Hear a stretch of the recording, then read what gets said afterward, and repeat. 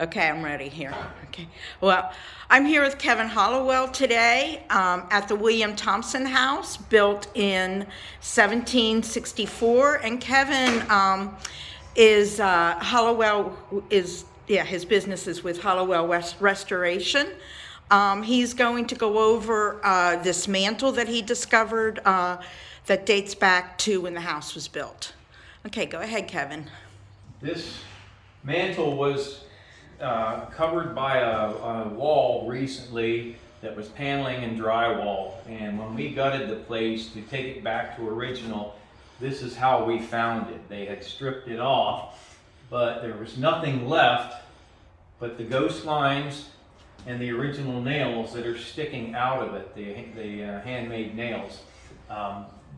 So there was not much to go by except our ghost lines and the profiles that they left, and the nails where they're sitting are at the same depths they were when the wood was there. So we have 1/2 inch nail sticking out here for a piece of trim that was 1/2 inch here, 3/4 inch sticking out and down here. The other thing that we found when we were investigating this is the original blocks at the floor. This one's loose.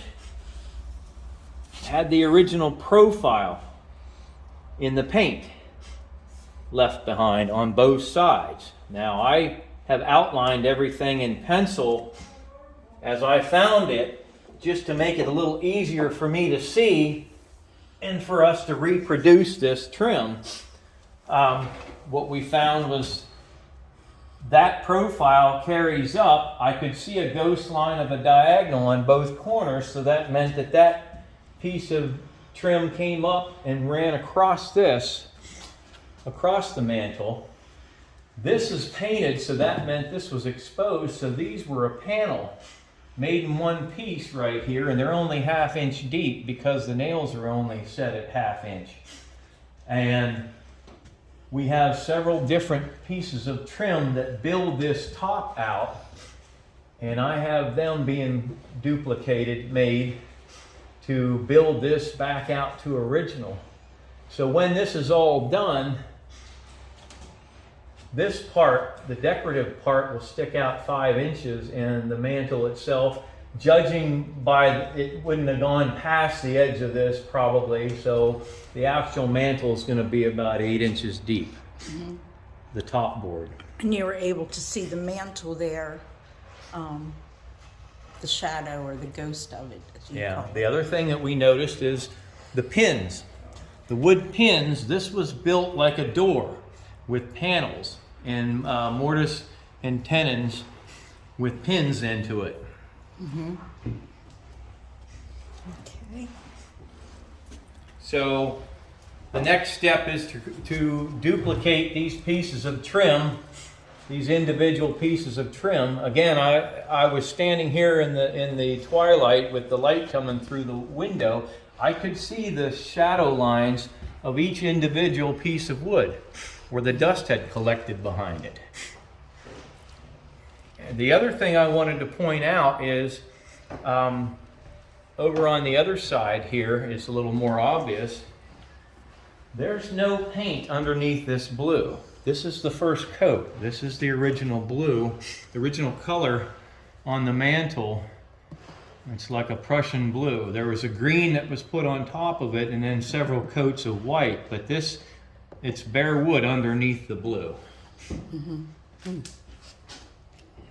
So the fireplace itself was built specifically tapered to be tuned to draw the smoke out, but it's shallow enough, it's big and shallow to provide heat for this large room. There was wood lath and plaster inside the throat of the chimney to tune it or taper it so that the smoke would follow it up the chimney. Okay. now you had mentioned about the piece that you made because you saw that Okay. Where did I put it? yeah. Oh, Is it up here? There it is. Okay. I duplicated, as we see on this side, the original extensions put on here because the block showed a 5.5-inch piece of trim in the profile, and they added this on to carry it over. So I had to use an old piece of flooring, yellow pine, to duplicate what was on this side, judging by the diagonal and the ghost lines on the block down below. We'll have to add that on to make it original.